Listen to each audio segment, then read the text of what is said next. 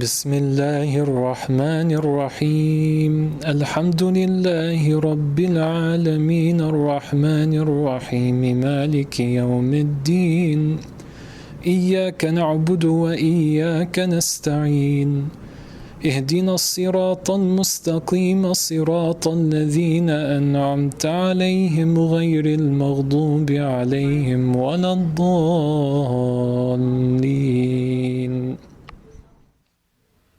اللهم صل وسلم وبارك على سيدنا محمد وعلى آل البيت الكرام وأصحابه مخلصين وتبعين وتبعيهم وأولياء الصالحين وعلماء متقين والشهداء مطهرين وجامع مشايخنا وربنا مرشدين إلى الله تعالى. سبحان ربك رب العزة عما يصفون والسلام على المرسلين والحمد لله رب العالمين. اللهم اشرح لي صدري ويسر لي أمري واحلل عقدة من لساني يفقهوا قولي. أما بعد. I didn't think that I was going to be doing this morning until about half an hour ago. So, no problem. No problem. No problem. So, but I see that there's still quite a few of the same people here. So I really want to, if you would indulge me, I was going to begin the second part of the teachings that I was going to do, because I knew that Siddhi was going to leave sooner or later. Because we all leave sooner or later. yeah. No, but I mean, he usually leaves after the khalwa, and but it's a question of exactly when. And Sali had him down for teaching this morning, so I wasn't thinking so much about it, and so I had 3 days of teaching left, which I intend to devote to, inshallah, to the teachings of Abu Hassan al-Shadhili, because I realize many of you know that you're Shadhili, but you really don't know all that much about who is Abu Hassan al-Shadhili, and where he came from, and how he came to be, and what his teachings are, and these kind of historical background. So I wanted to, and not only that, but some of his principle, because he didn't write any books.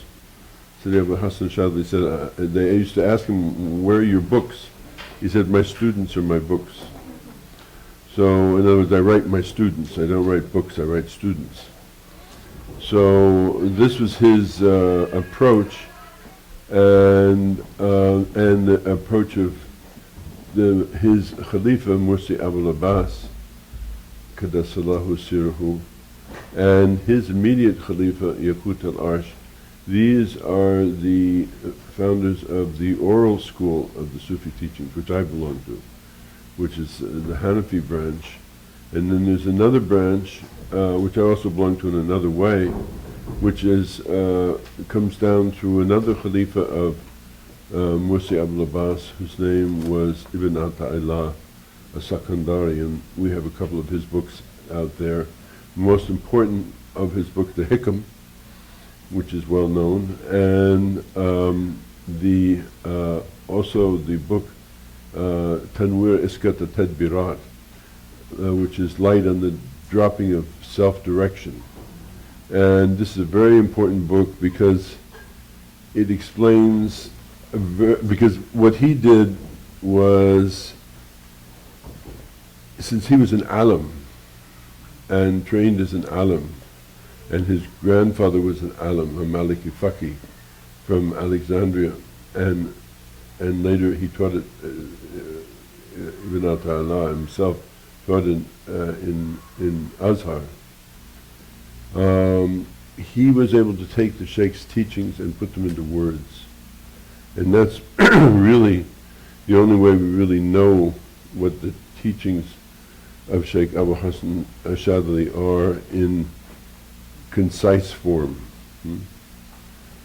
Otherwise we have to go looking through either the dua and the adhkar and the azab and these various prayers that he left behind for us, or from his what we can call table talk, which were things that people would come to things like this, and he'd say something and somebody'd write it down, and it was preserved and kept and so on and so forth. And then this was disseminated throughout the tariqah, and so people came to know of the teachings of the Shaykh in that way. And we have captured a lot of that and found a lot of that and spent a lot of time gathering that stuff together, that material together, in the second volume of the book on the life of the Shadhdhuli. The one volume which is most people know, but we've been working very hard a long time on the second volume, which is the life and teachings of those four Shaykh, Abu Hassan, Mursi Abul Abbas, Yaqut al-Arsh, which is very little is known of, and Ibn Ata'illah, which much more is known of, and all of his books and very references and so on and so forth. So hopefully within the next 6 months, inshallah ta'ala, we'll have a hardcover edition like this, maybe not quite this size, but a hardcover edition of this magnitude, this size, of the of all the teachings of these four people who started this way. Because each way is unique. You know, each way, each of these tariqas exists as tariqas or ta'ifas because the taste is unique. And so then they, as I say, this is a school that's lasted, this Shadhdhuli school that you're all part of, is a school that's lasted now 1,000 years. I mean, constantly, generation after generation after generation. And all over the Muslim world, from Indonesia, you have them from East Africa, from North Africa, from the Hijaz, from especially so many in Egypt and in Palestine and Syria, and even in Turkey. I mean, the last Sultan of Turkey was a Shadhli, not a Shaykh, but a student. And so this way has endured for a very long time, and it appeals to, for the most part, to highly educated people. It seems to be. That's the way it's worked out. I mean, there's some ways that appeal more to the Darwishi type of people and so on and so forth, but the Shadhdhuli way has a great preponderance of teachers, of doctors, of professional people. That's who respond to it in its teachings, and I hope to try and clarify that for you, and especially in the second volume you will see more about how that is. It is not, some of the turuq are more involved in a kind of free lifestyle, you might say, a certain kind of wandering ascetic, Darwishi type of lifestyle. But Shadhdhuli people tend to be, because Abu Hassan was very concerned with, that you go from the Sharia, ideally, to the Tariqah, and from the Tariqah to the Marifat and the Haqiqah. And we can speak of those in certain ways, but we say that when we leave, or when we graduate, as it were, from the realm of Tariqah, we go generally into the realm of Fana, because through the Tariqah you finally begin to understand what's actually going on. And this brings you into the dimension of absorption in, we could say absorption in the law, but that's misleading. I mean, this is a big discussion between wadat al-wujud and shadat al-wujud. Do you actually disappear into, how can the contingent disappear into the absolute?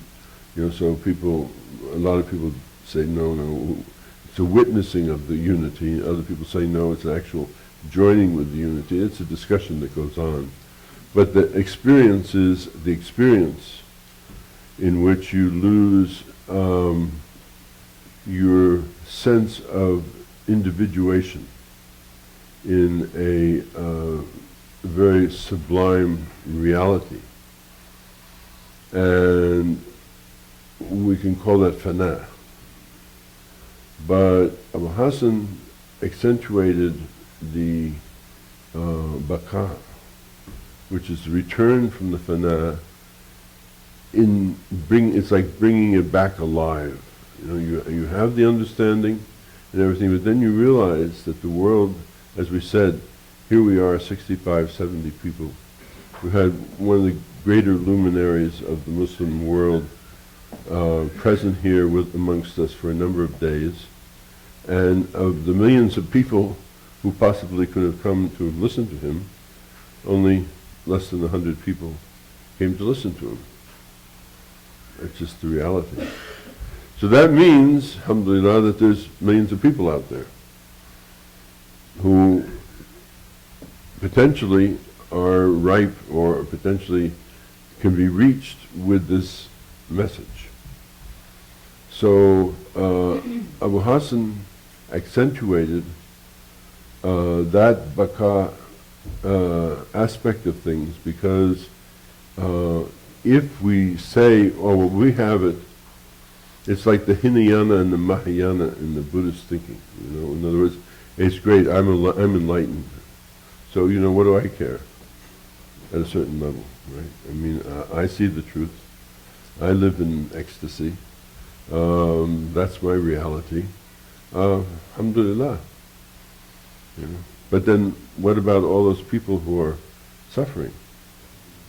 And all those people who are only seeing with one eye, just seeing the world through materiality and you know, whose ideal of life is 3 shopping bags over their arm, leaving Gucci or something like that, you know, I mean, or whatever the parallel is. I remember going into a man's closet and seeing 300 pair of shoes and saying to her, and you know, 300 suits as well to go with the thing. This is the man who wrote to me and told me that he had traded in his 2-door Bentley for a 4-door Bentley, but as Allah was his witness, he was the most humble of people. Well, some people make money, you know, that's what they do. And that's the world that he lived in. And he's a good-hearted man, and he helped them. He helped us. The Qur'an that you all read, mashallah, he was responsible for putting up the money for printing half of it. So, I mean, it's, you know, he's a good man. It's not that he's, but, you know, and he prays and he fasts and he does all those things that we do, but he loves to make money. And he loves the things that, like, he has a Lamborghini, and I don't know what he does in his garage, and he takes you for a spin, 180 miles an hour. How fast do we do? Some, you know, well, that's what I mean. Well, I mean, he does that. This man is, you know, this is the thing, paddle steering. Anyway, there's all kinds of people, but I mean, you know, this teaching has not penetrated to him yet. I mean, he's a good Muslim, and alhamdulillah, and he does all those things, and he doesn't do it by haram, he does it by halal, and some people, mashallah, Allah has given them that ability to do that thing in life. There's nothing wrong with it. And he benefits other people, but he runs 3 orphanages in India. You know, I mean, so I mean, you can't say it's bad about a man like that, you know, but it's a different level of looking at things, the materialist level of looking at things. So all of those people are out there, you know, and we try to make, through our understanding, a difference for them, because we realize that many of these people could benefit by these teachings. So rather than remaining immersed in our state of fana, you know, which some people might say was self-indulgent at a certain level, Abu Hassan encouraged us to take what we have learned from that state of undifferentiated oneness with Allah, and in as much as the contingent can be part of the absolute, but the experience at least of it. You know, one has the experience, has a certain experience of Allah's existence. And when you have that experience of Allah's existence, that's why he says concerning the night of power, khayrun min alfi shahr. It's better than 1,000 months or 84 years, because suddenly you know who you are and why you're here and what it's about. I mean, you know that you are not really in truth that face in the bathroom mirror. Well, you are that too, but that you're so much more than that. And everybody is, not just you. I mean, it's not something that's unique to your being. Everybody is that, but most people don't realize it. That's why Allah says about them, summan, bukman, wa umyan, deaf, dumb, and blind. That's what He means by that. It doesn't mean literally deaf, dumb, and blind. It means that they have no idea whatsoever. You know, I mean, paradise is the 19th hole of the golf club with a martini in their hand, looking at the sunset around Asr on the green grass. That's paradise. For a lot of people in America, that's when you reach to that, that's it. You've come to paradise.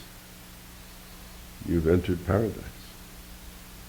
So, my wife's mother says some people are given their paradise here. well, Allah says, Ya ayyuha nafsul mutmainna, irji ila rabbika radiyatan mardiyah, fadkhuli fi ibadi wadkhuli jannati. Yes, that's true, but how? He says, oh, you whose nafs are mutmain, whose nafs have come to peace, enter with my worshippers, pleased and well-pleasing, enter my garden.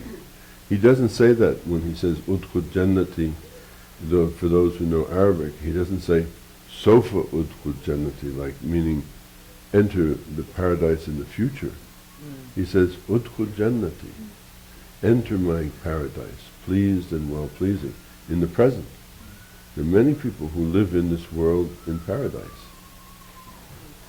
They live in the paradise, but not because of, well, maybe like that, but they enter because, as he says, Ya ayyuha nafsul mutmainna, O you whose self has come to tranquility or to come to peace, whose, all those questions that you have about this, that, and the other thing are finally satisfied inside of you, and you can feel that palpable physical sense of surrender and peace come upon you and settle upon you, and you enter. You know what people like Wordsworth and said. Those who can see paradise in a grain of sand. Blake. Abdul Blake. Well, whoever it was, I thought it was Wordsworth, but anyway, Blake. So, one of the English poets. I think I'll say that in the future, and then I'll be. Well, no, I'll remember it. I'll remember it's Blake. But in any case. Wordsworth was trailing clouds of glory. Yes, exactly. Many people have had this experience throughout time. They've had this experience, and once you've had that experience, you realize how that experience comes, and it's not bought. It's not a matter of money, it's not a matter of power, it's not a matter of position, it's not a matter of getting over on top of somebody, it's not any of those things. It's it's a free gift, if you like, from Allah. But once you've had that experience, there's nothing like it.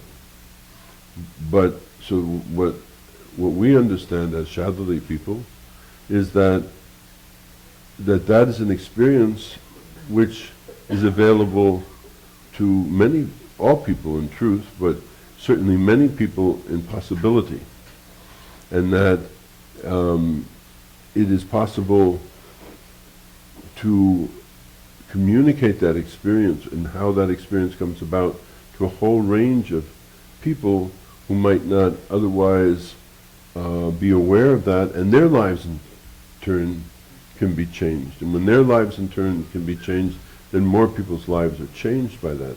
And when people's lives are changed by that, they understand that also concomitant with that is that the resources that Allah has given them can be devoted to bringing about these things that Siddhi talks about all the time, which is peace and justice and mercy and love and freedom and so forth like that on a wider scale. It can be done. But if the message is not spread, then people don't know. So that's why baqa is a very important state to arrive at. So anyway, that's part of the teachings of Abu Hassan that I hope to go into in the last few days. But I thought that since you all were here still, because you thought that City was here, going to be here this morning, probably. It's a good way to schedule the talks. Right? I would take the advantage of, making an addendum to some of what I was saying over the past few days before I go on to speaking about Sidi Abu Hassan al-Shadhili, Qaddasallahu Sirruhu, and the school that he founded. And the salient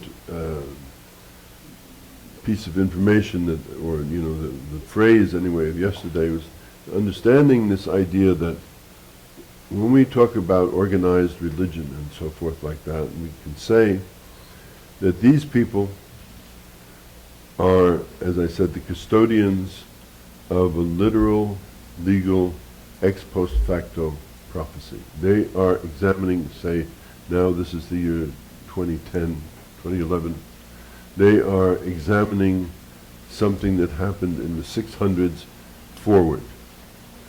They are the heirs to that. And so all of that is in reference to that. They are the heirs of that thing. And so they're exhuming that all the time.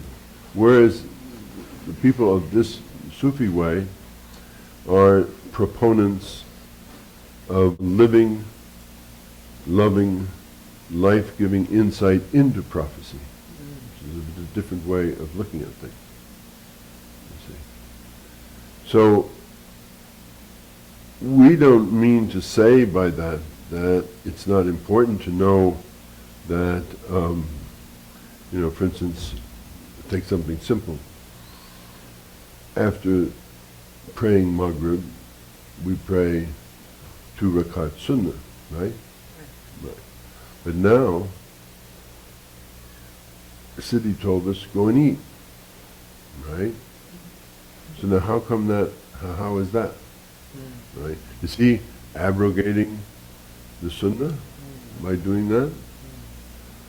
No, because the Prophet ﷺ said, eat the food when it's hot. Honor the cook who prepared the food. Don't let go to waste the human effort that made that possible. So we have to know that. Now that's a matter of being taught that. That's a matter of learning that. And those people who are the caretakers of that tradition preserve that for us and teach us that when we go to school, teach us that so that we understand that when Siddhi says that, what he's saying. He's not abrogating something. Of course, normal times we would pray 2 rakats of sunnah, and it's a highly regarded sunnah. It's not even a middle of the run sunnah. It's much more muakkada, sunnah muakkada. This is a very, this is something you really should do. You should never let this go, right? But we all let it go. How do we do that? Well, we let it do that because this other thing overrode that. Or, for instance, there is no sunnah prayer after Salat al-Asr, right? Okay, now what happens if I enter a masjid after Asr prayer has been finished? And every time you go into a masjid, you're supposed to offer 2 rakat tahiyyat al-masjid, welcome to the masjid, or greeting the masjid. Do I do it or don't I do it? How do I know? What do I do? So then I have to look at the hadith, and it says in the hadith, whenever you enter a masjid, pray 2 rakat tahiyyat al-masjid. So that overcomes the thing that says there is no Sunnah prayer after, and so on and so on. Or many things like which foot do you go out of the masjid with, and which foot do you go into the masjid. What do you say? Alhamdulillah when you sneeze. Yarhamukallah. The other person says Yahdikumullah. Yuslihu balakum. The other person says. These are things. Wow, this is all part of it. So we're not saying that as proponents of a living and loving view into prophecy that's abrogated. We're just simply saying, how are things taught? And when we say that Allah says about the Prophet, Huwa rahmatul alameen, and Allah proclaims, Katba rabbukum ala nafsihi rahmah, that He's written mercy upon Himself, that these various schools and these teachers should proceed to teach on the basis of mercy. In other words, above, I have one of the great teachers of Tasawwuf in India, Shaykh Chishti, had a flag, Nooruddeen Chishti, to be specific, because there are many Chishti Shaykhs, exactly. And on his flag, it said, and I don't read Urdu well, but it said, Subse Mahabbat Nafrat Kise Se Nahi. It means to say, with mercy for all and malice towards none. With mercy for all and malice towards none. This was written on his flag. Now this Indian subcontinent is a vast, we talk about America is 220 years old, 225 years old, something like that. When we talk about things, sometimes Americans get things a little bit mixed up, because it's a very young place. I mean, not to the native people who lived here before, who, mashallah, did such a beautiful job of leaving such a beautiful place behind them without any mess. Right? You cannot ever underestimate. They're human beings like us. And they lived here for thousands of years and left no mess behind them because of their understanding of 7-generational thinking. This deserves to be looked at very closely by people and understood as a very advanced philosophical, ecological, religious, understanding of, how a human being lives upon the earth. Because they left this place pristine, really. But you have to understand that there's a difference between this very recent invention called the nation state and civilization. Egypt is a civilization. Whether Mubarak comes and Mubarak goes, Egypt will be there. I used to take the bus home at night when I would go from Cairo to Alexandria, and we'd go around the corner and there were these 3 pyramids. And I always look out the bus window, there's a bus and the TV would be going, people would be smoking, and the bus would be going, say, wow, I mean, these people really left something that, like that. So China is a civilization. Whether they bomb Iran or they don't bomb Iran is beside the point. Iran has been a civilization for 4,000 or 5,000 years. It's really all this talk and blah and this and that and the other thing. At the end, maybe they will bomb it, or maybe they won't bomb it. Maybe what happened. They looted Baghdad. Well, so did Hulagu Khan, the grandson of Genghis Khan. He looted Baghdad and threw the whole library in the river. And of course, the library in those days wasn't printed books; it was written books. And the Tigris, or Tigris as it's called in English, river, flowed black with the ink of the books that he destroyed. And the skulls were piled 3 stories high, because Baghdad was a circular city with 4 gates, were piled 3 stories high on either side of those gates all around. But it endures. This is civilization. China is a civilization. It's not a country. America right now is a country. It's not a civilization. That one archaeologist friend of mine said, we wouldn't even bother to dig this place up.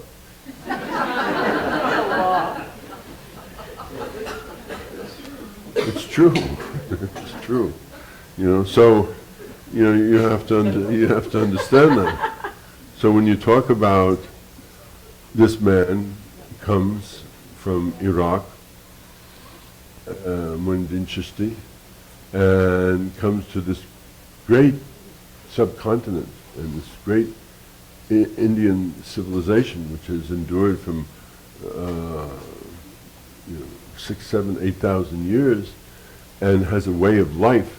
Hinduism, by the way, is an invention of the British. You may not know that. Hinduism is an invention of the British.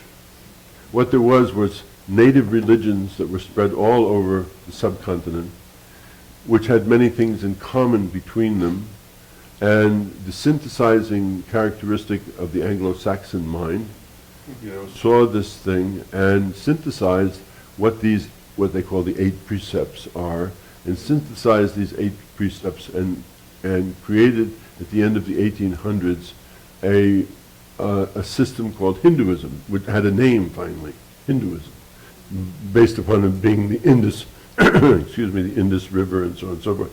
Did these things exist before? Yes, of course they existed before, but some of them worship this one, and some of them worship that one, and some of them this one, and some of them that one, and this is a little bit different than that, but this was a way of life that millions and millions of people took part in.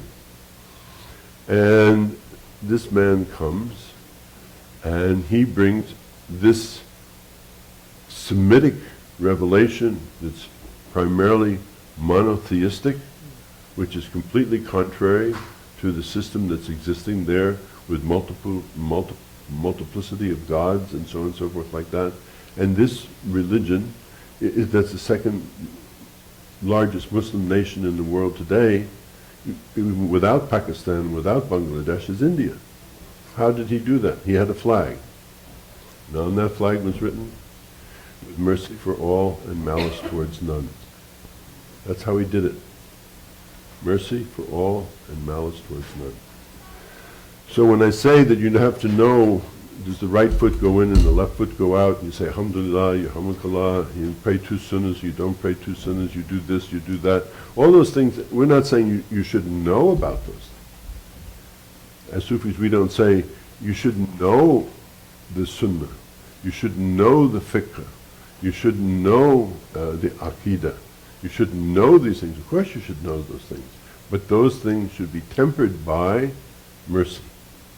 Because he doesn't say, I came here to bring the teachings of whether you put your right foot in or your left foot out, and do the hokey pokey, and that's what it's about. He came here to bring mercy to all things, all the totality of what exists. So this is what and we can see, as I said yesterday, exactly where that veered off.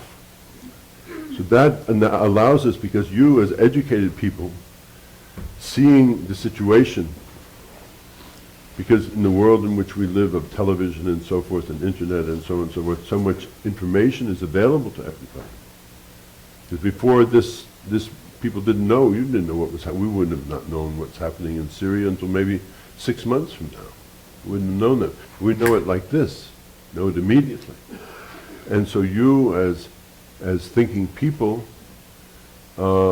see these things and you're appalled by them, and you should be appalled by them.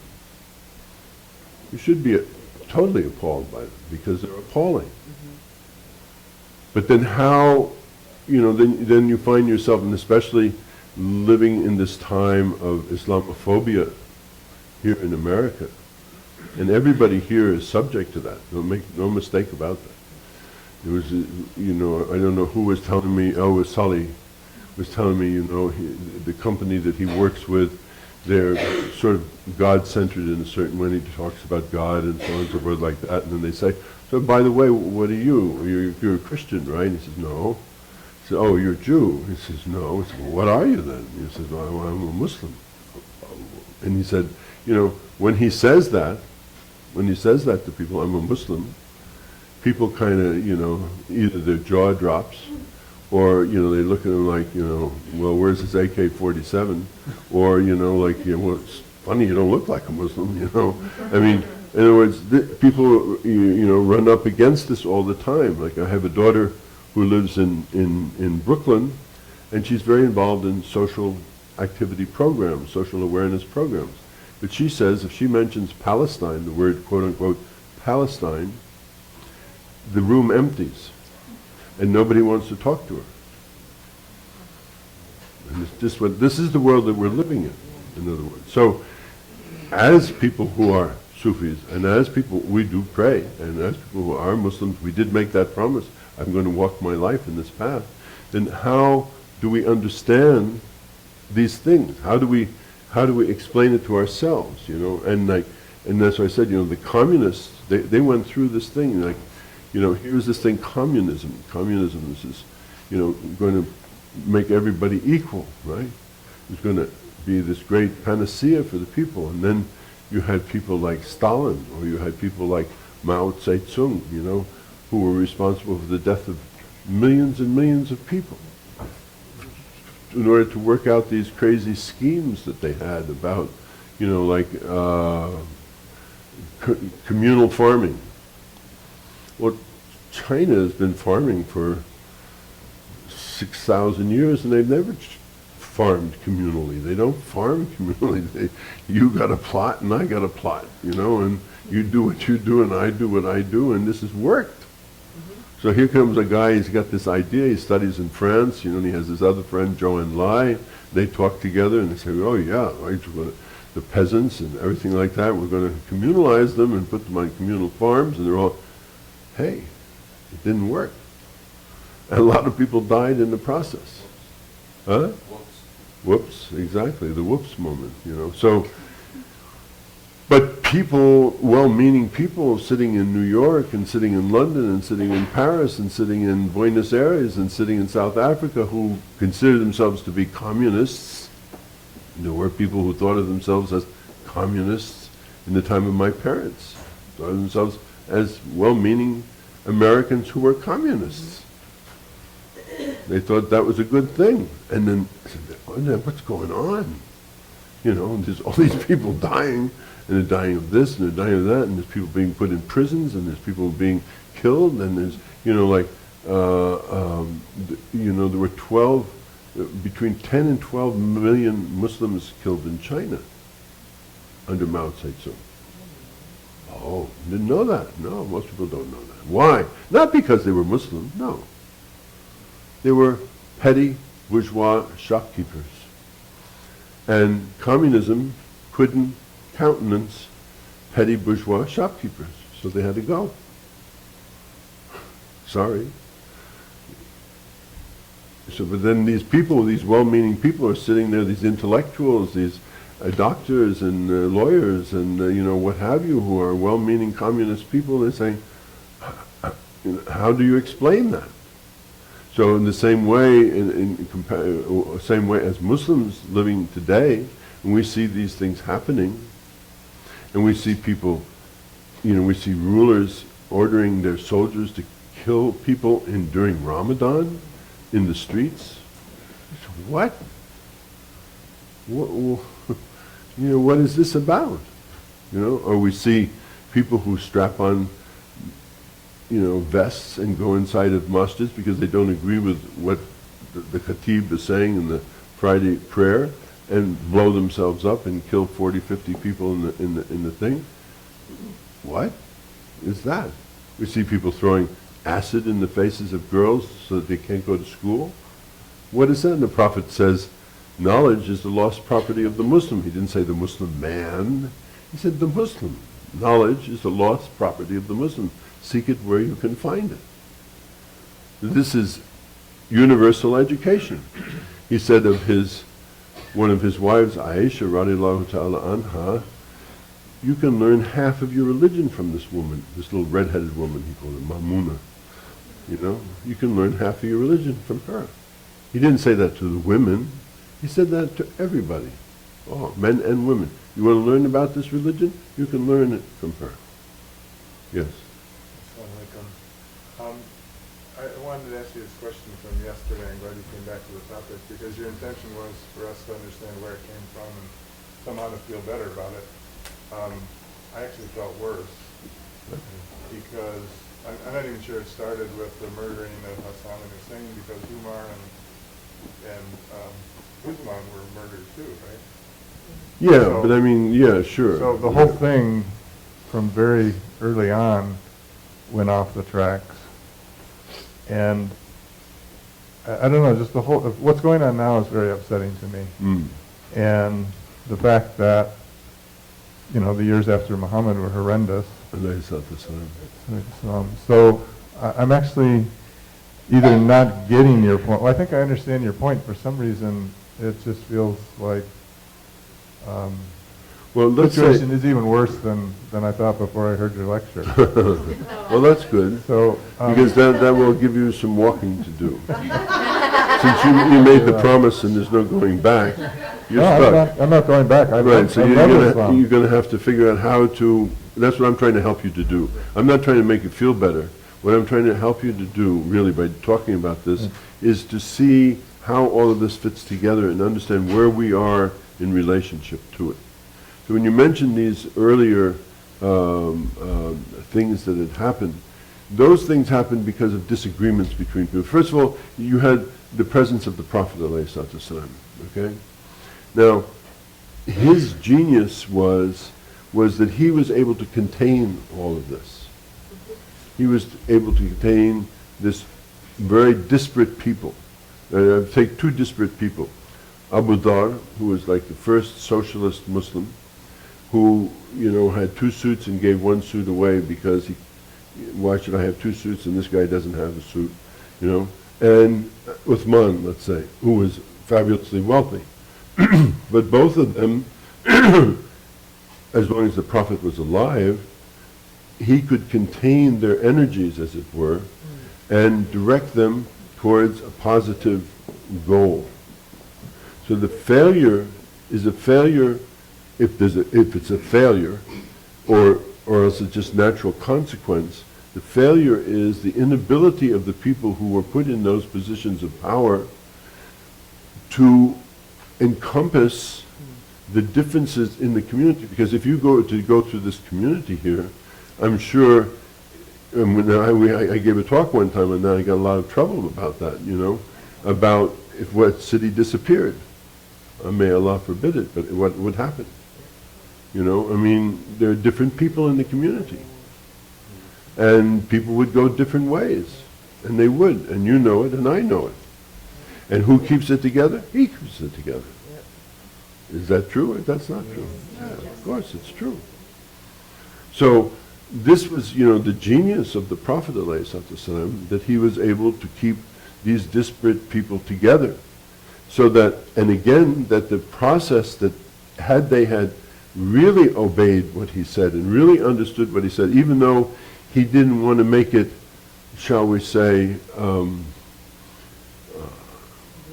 obligatory on them to make Ali to be the Mawla after him, after he said, who's ever Shaykh I am, Ali is their Shaykh. Well, I mean, hey, if Shaykh Muhammad sat here and said something like that, you know, who's ever Shaykh I am, so and so is the Shaykh. Well, then you would know, right. Well, the Prophet did say that, alayhi salatu wasalam. He said it in so many words. He said, whoever's Mawla I am should know that Ali is my Mawla, not my successor, is the Mawla. I am the city of knowledge, and Ali is the gate to that. I mean, and Allah says, enter the city by its gate. I mean, enter a house by. So it's clear, at least to some of us, that this was the man who would have been the proper successor. But we can argue with what happened. What happened is what happened, and Allah knows. And Abu Bakr was his best friend. And he was an older man, he was experienced, and the community looking around saying, well, who are we going to go with? Ali was a young guy, and he was hot. He was a hot guy. You know, so we want somebody who's, you know, firm hand on the tiller, and, you know, straight ahead, and so on and so forth like that, right? And so you can see, then that proceeded to Umar, because we want somebody, now the whole thing is expanding, you know, and we want somebody who's a good general, because we need this military man who can, direct our armies like that. We're taking the Byzantines, we're taking the Persians, we're taking the Egyptians. This is what's happening. And that's not because they were necessarily a militaristic people, but if you read the history of that time, the history of that time in the Middle East was the Byzantines and the Persians and all these people had armies. That's what they had. That's what went on. That's how diplomacy and so forth took place. So it's not that they were unduly militaristic, it's just that's the way things got worked out. So then you had that, and then after that you said, well, now we've taken all of this territory, this tremendous amount of territory. Now we need somebody who can, has this economic acumen, who can understand, how the taxes come in, who do we tax, where does the money go, how do the soldiers get paid, and like that. So you can see the progression. It's not that these were bad people. We're not among those people who say bad things about these people. But you can see how the things were, and you can always see that, as the Prophet said, alayhi salatu wasalam, in talking about the khatib for the Friday prayer, or the imam of the masjid, he tells us, you should have everybody with you. But you should know that there will always be a small group of people who will not be with you. And this has been my experience. That's why I don't stay in any one masjid anymore. I go from place to place. Why? Because what happens in the masjid is that there's 2 or 3 people who don't like you, for whatever reason. Human nature. Or because they haven't gone through this thing of the purification of the nafs, or whatever you want to say. They don't like you. So they start the blah blah, the waswas, as Allah calls it, the whispering campaign. And they find something like hajj. Like one place where we had a lot of people coming to eat. So, and there's a halal store. So Hajj is in the halal store, and she buys 20 chickens. And she pays for the 20 chickens with a 501c3 non-profit tax-exempt foundation check. And behind her is somebody from the foundation who sees her paying for that and thinks she's buying those chickens for she and I to eat. But she's not buying them for us to eat. Wait. She's not buying them for us to eat. She's buying them because we have all these people coming, just like what did you tell me, how many kilos that they bought yesterday? Pounds? 27 pounds of chickens, right? Right? And how many pounds of lamb? That's the lamb. Only the soup, I was really... Yeah, in other words, like, that's what you could do when you have 65 people coming, you got to feed them, right? And that's not your household expense, that's a corporate expense, right? So it's the correct thing to do. But this woman saw that, her dark mind, her evil mind, her one-eyed mind, saw her mind and said, oh, look at that, they're spending money of the poor on their chickens for their house. And she began talking. It took 3 years to finish this. 3 years to finally explain to everybody, no, prove it. We have to prove it in front of a board meeting and everything like that. This check was written to this person for this purpose. These are the people who came. This is what it was for. And yeah, the chicken bones, but what's horrible about it is that the time that I could have spent, or she could have spent in useful work, was spent defending ourselves for nothing. For nothing. So we can easily understand, vis-a-vis what you're saying about the assassinations of Umar and Uthman, radiallahu ta'ala anhum, that these things happen because there are always going to be in any community people who do not agree with whatever decision the community has made. And when you have somebody of the caliber of the Prophet ﷺ, which is rare, or some great Shaykh, which is rare, they are able to contain these different forces and make it clear in such a way that somebody of lesser caliber or lesser status can't do. That's one part of it.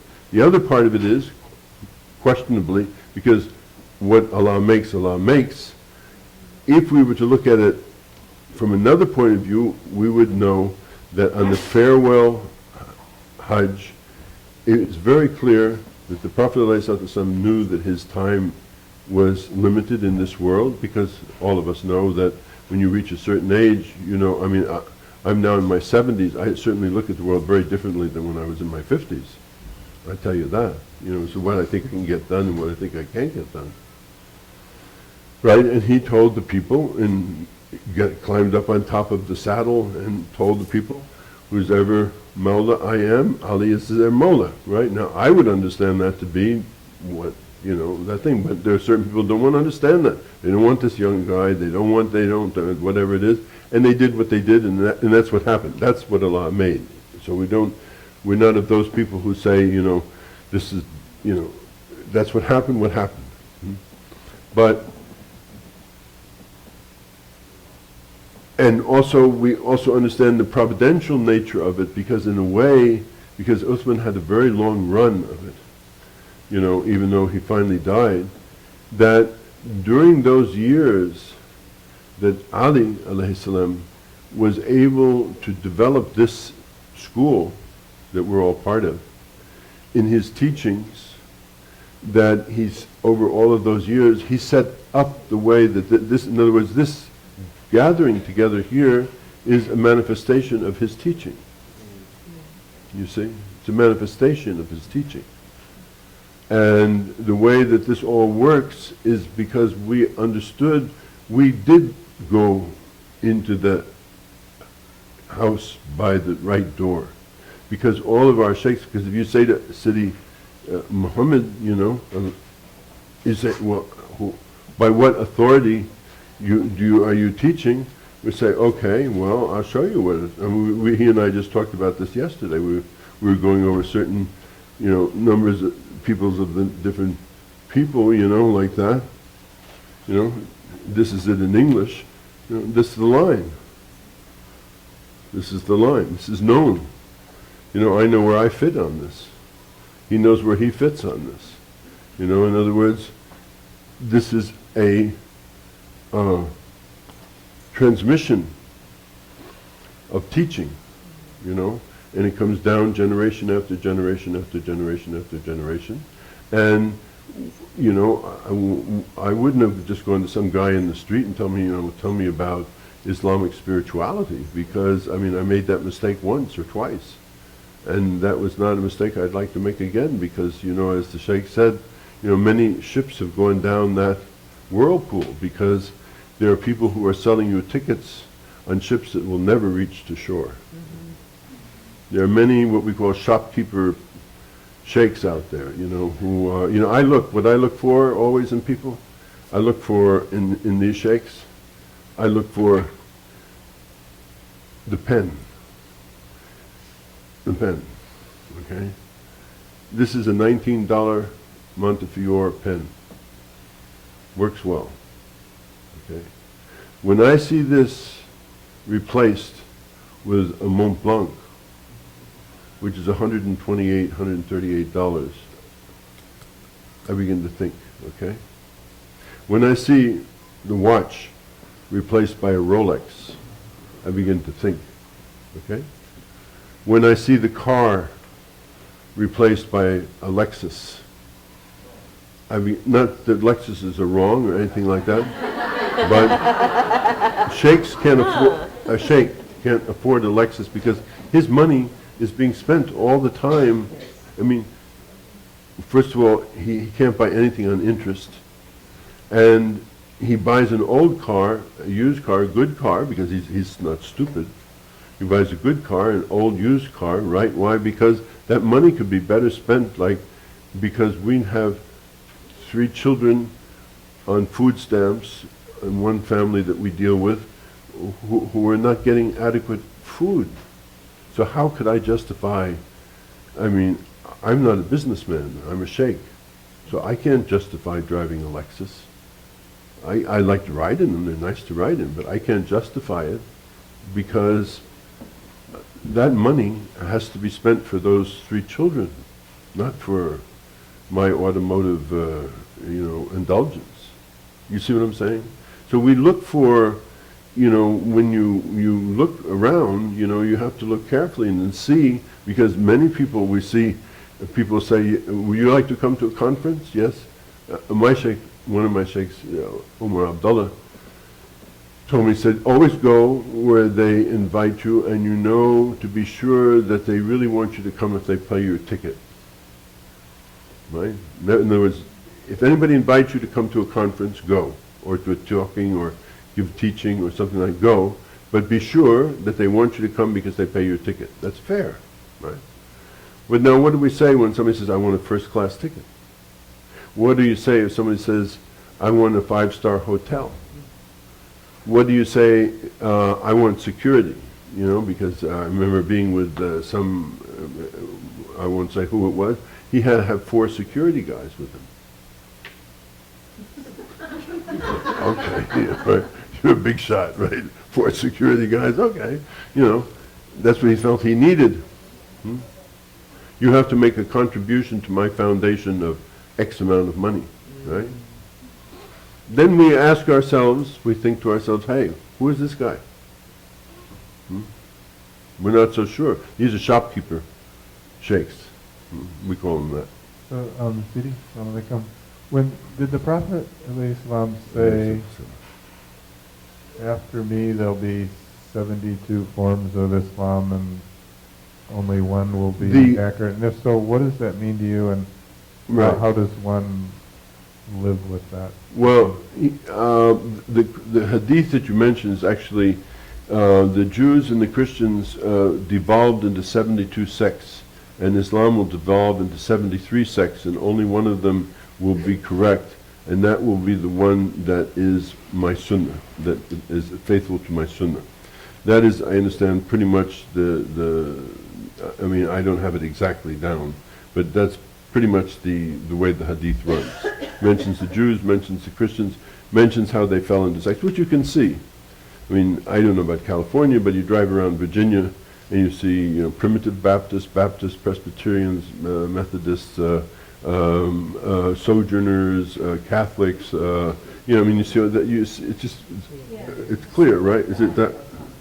Angwin, you know, Seventh-day Adventist. You know, I mean, that's what happened. It goes to the heart of your teaching, doesn't it? Well, I don't know. No. Prophesied that it was going to be. No, because there's a further to what you're saying. There are those people who question this hadith, and there are many people who question this hadith. So it's not exactly. I'm not exactly sure that that's exactly what he said myself. I'm not sure that, but I certainly can. You know, there are many hadith that, for instance, by the way, that are questioned, but that the substance of them are true. And I would say, yes, that's quite true. You know, I mean, you can, and then I would say, yes, and I would say, yes, that's really true. But what is his sunnah? So that's why I have brought to this teaching this idea. I've tried to explain to you, what is the sunnah of the Prophet? Is it a beard? Is it a topi? Is it a long shirt? Is it hijab? Is it long sleeves? What is exactly the sunnah? Is it right foot, left foot? Is it, you know, knowing what is really the basis of it? The basis of it, as far as I can see and understand, is having been a Muslim for, you know, 40 some odd years now, is وَمَا أَرْسَلْنَكَ إِلَّا رَحْمَةً لِلْعَالَمِينَ. I did not send you save as a mercy to all people. If the person and the teacher of this way, no matter what the length of his beard, no matter what kind of a hat he has, no matter any of this thing, is mean, is unloving, is cruel, is any of those things, I don't buy it. I mean, I always say, if he says Salamu Alaikum, I say Wa Alaikum Salam. I try to be polite, but I don't and I say Jazakumullahu Khair. I'm quickly done with it, because arguments go nowhere, right?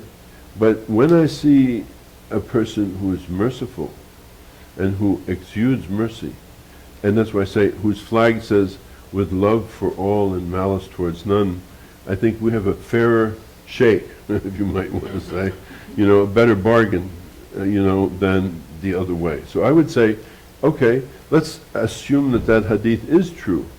And we can see, just as we look at the Jewish world and we see so many different Lubavitchers and these sect and that sect, and some with long things and some with no hats and some with hats and some with wearing Polish costumes, the Hasidim, and so on. So we see many different schools, as we see in Christianity, many different schools. So that part of the hadith obviously checks out. And we look to the Muslim world and we see Deobandis and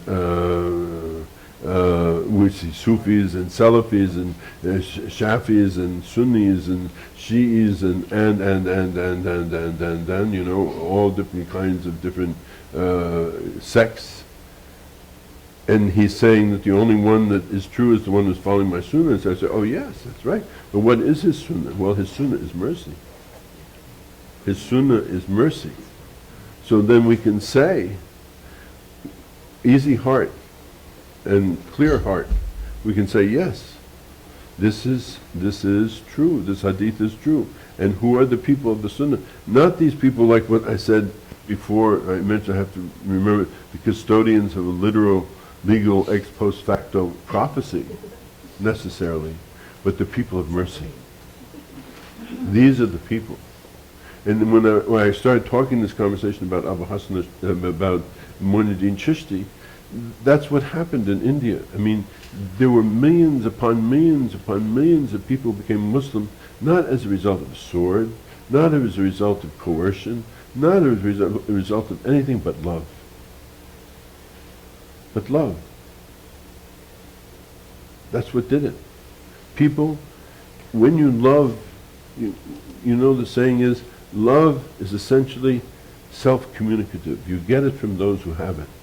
And when somebody loves you, it's a lot different than when somebody hates you. Somebody says, well, dude, you're a no good Muslim because you don't have no beard. What are you going to think? And say, you know, how do you know who I am? You know, how do you know maybe I have some facial problem? Or maybe, you know, I don't know. You know, maybe I don't want to grow a beard. Well, you know, so I'm going to judge you and say, you can't be a good Muslim. You don't have a beard. But there are people who will say that. I read recently, terrible story. A man who was a mujahideen in the time of the Afghan war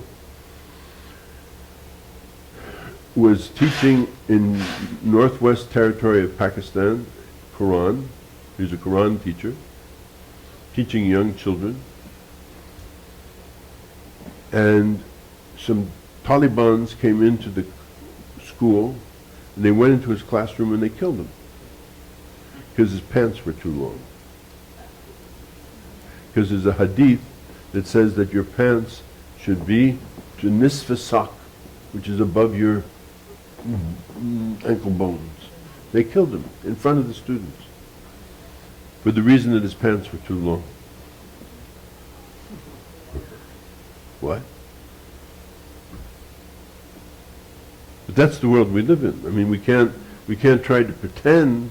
I mean, many people, Muslims, want to sweep this, as I said, like the communists in the 1930s, and they want to sweep it under the rug that Stalin was killing people, that there were people who were really, you know, really involved in Chinese communism, in the great steps that Mao Zedong was taking and Zhou Enlai was taking, and so on and so on. They didn't want to hear that 12 million people, that over 22 million people were killed in China in order to bring about what the great, I don't know how old some of you are, remember the Great Leap Forward? Or just in terms of socialism, like in Egypt. It was taken over by this guy Nasser.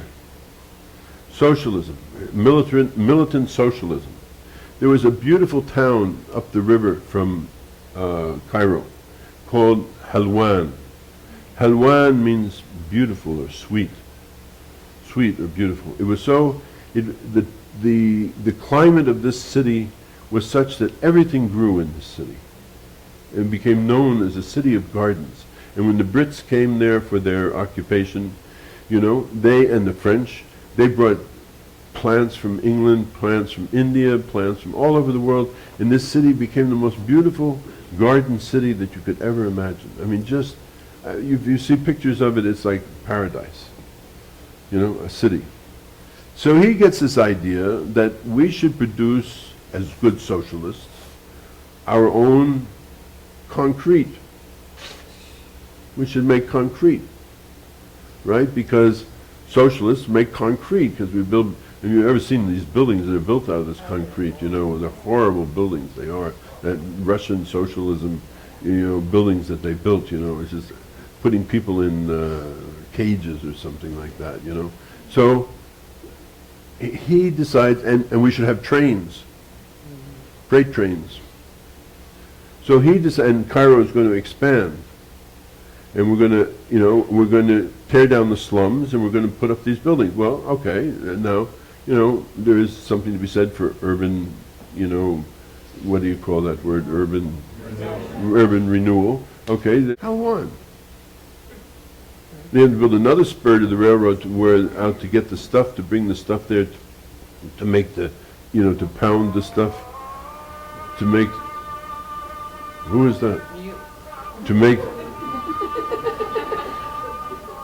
that.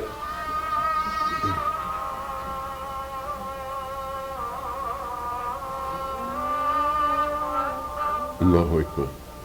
To make that concrete, with the result that this beautiful city that you used to go to is now a hellhole. All those leaves and everything, the plants are all dying. I mean, it's just about the desiccated, you go walk through desiccated gardens and so on and so forth like that.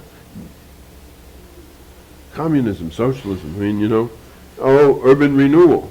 Yes, we need cement plants, right? You can see how people arrive at these things. You can see how people justify these things. You can see how people think up these things. But they weren't really thinking. And why, if you're going back to that hadith, underneath the whole thing, they didn't have mercy. They were lacking that element of mercy in there. They didn't even mention it. I mean, remember, Nasser used to stand up and start the parliament by saying, Bismi Shab, in the name of the people. And this is after how many thousands of years in Egypt where every meeting began with Bismillahir Rahmanir Rahim. This man had the audacity to stand up and say Bismi Shab. Also that other monster Gaddafi also used to say Bismi Shab. So, you can see how all of these things take place. But the most important thing, what I'm really trying to communicate to you, is not to feel despair at seeing these things, but to understand how it comes about. And it comes about by people not seeking to find those purveyors of mercy, those universal purveyors of mercy, who also understand the Sharia, because the city understands Sharia very well, doesn't it? Huh? Yeah, exactly. He understands tariqat, but his motivation is mercy. The other day he wouldn't let me walk to the office because he was afraid I might fall down, because this condition has affected me in a certain way just recently, and he was afraid that I might fall down walking across. He says it's very rough there, and Salih, those steps, he didn't like those steps. I told you before, fix those steps, because they're crooked, when you go up to the thing like that. He's older than I am. But he wanted to make sure that I get across the street okay. That this is mercy. This is mercy. This is what you're looking for in the teacher, this mercy. So yes, there may be 72 sects, but if that sect, that 73rd sect, is those people of mercy, that's who it is. Then you can understand that hadith now, right? Alhamdulillah. Sometimes when I read the Quran, I have the same feeling one dude does, like, what's going on, but then I read that part where... No, you're going to have the microphone. Because that's the way this works.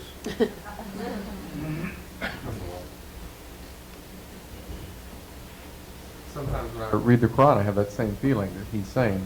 But then I read further for me, and I hear that thing, I always see that line, they're plotting, but Allah is planning. Yes.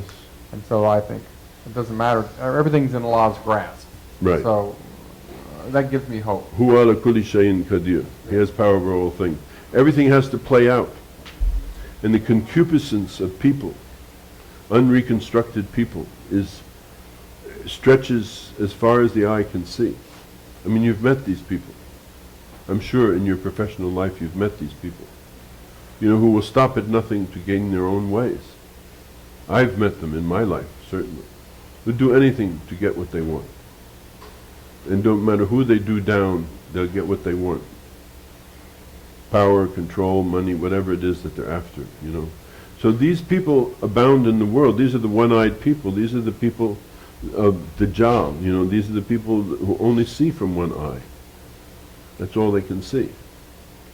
So, and it's like Jesus said, peace be upon him, in a different way, when he's talking about the poor, he said, you will always have them.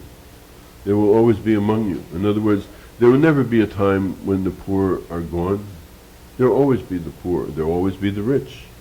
All of these things will always be. That's part of the thing. But our problem as an individual is to find somebody. Like our ancestors in Islam would walk by foot or by this thousands of miles to find one hadith. In our time, we have to travel thousands of miles to find one person of mercy and sit with them and stay by them and do what they want us to do and serve them. What we call breaking your legs, because in that process you will learn what it is to be. That's the only way that you will ever learn you can't learn it from a book. You can't learn it from a CD or a DVD or Mufti Google or anything like that.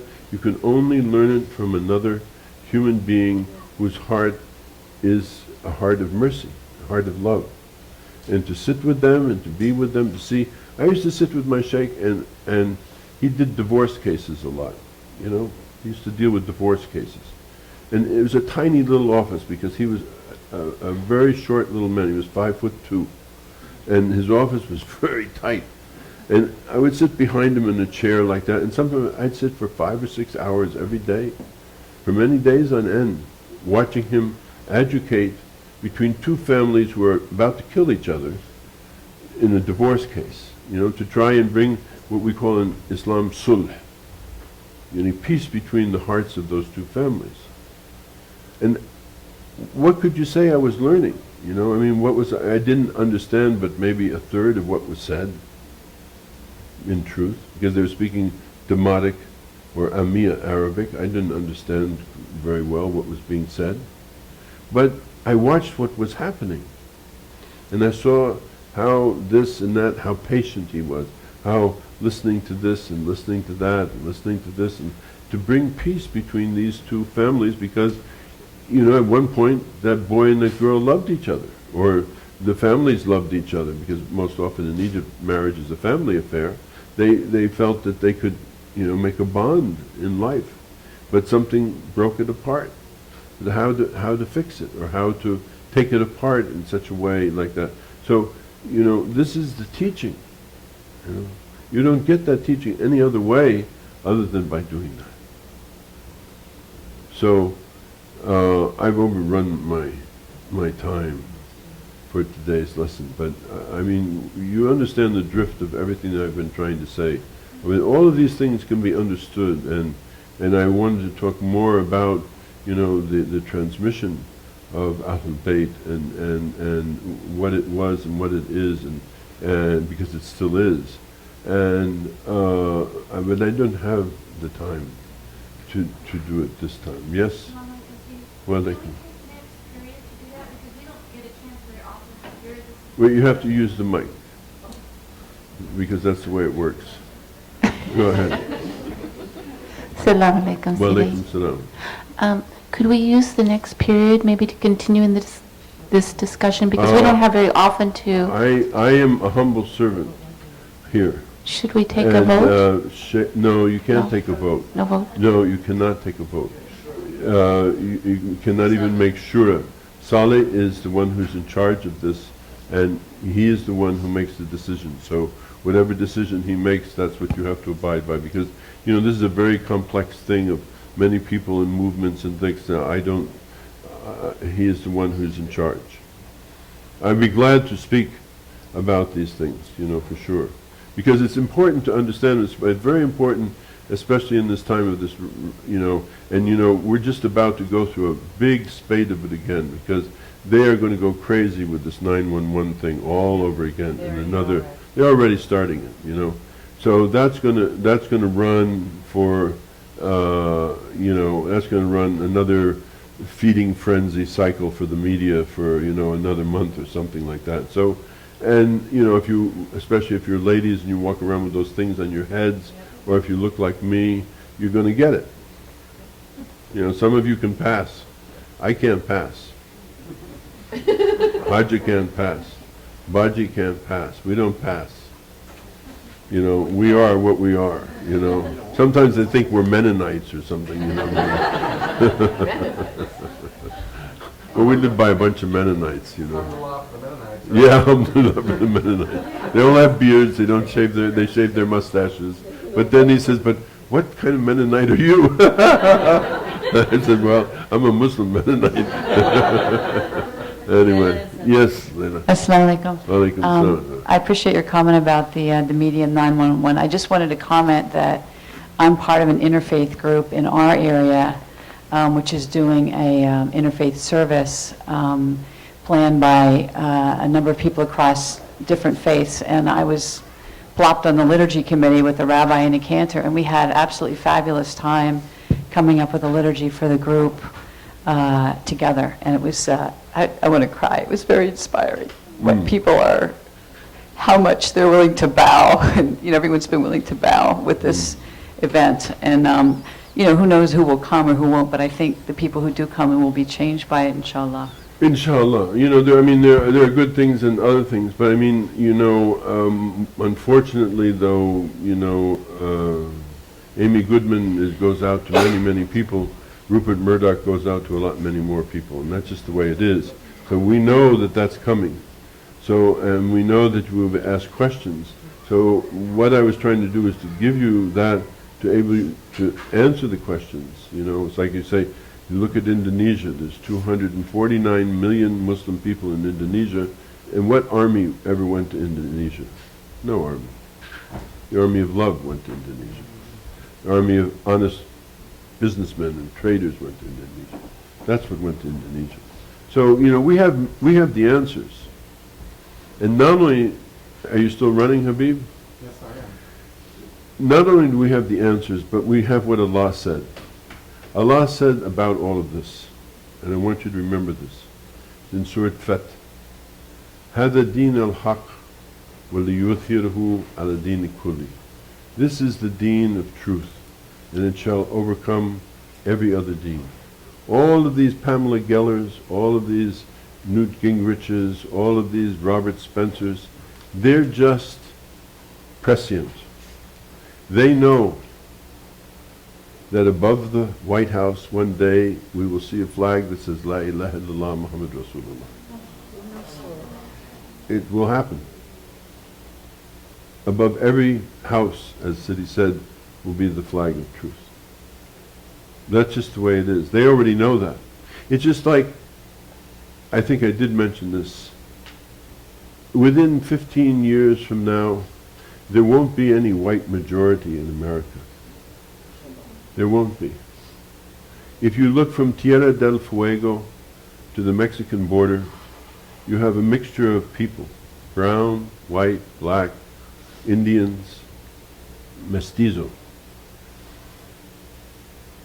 That's what's happening. And people may not like it. You've been in a position of authority for a long time. It's hard when you lose it, but that's what's happening. So you either got to find a way to get with it and understand it and make your peace with it, or you'll get wiped out by it or become a bitter person. That's the way it's happening. That's what's happening. And the same with the other thing. That's what's happening. Islam, it's the deen of truth. That's just simply what it is, no matter how mangled and whatever it is. And as Allah has promised us, it will overcome everything else in the world sooner or later. So, or sunnah or later, to put it in more correct terms. So, one shouldn't feel, aggrandized by that, but one should understand that that's what's happening, and certain people do see that that's what's happening. So, let's read Fatiha, inshallah. Bismillahir Rahmanir Rahim. Alhamdulillahi Rabbil Alameen, Rahmanir Rahim, Maliki Yawmiddin. Iyyaka na'budu wa iyyaka nasta'in. Ihdina siratal mustaqim. Siratal ladina an'amta alayhim ghayril maghdubi alayhim waladdallin. Ameen. Alhamdulillah. Thank you for listening.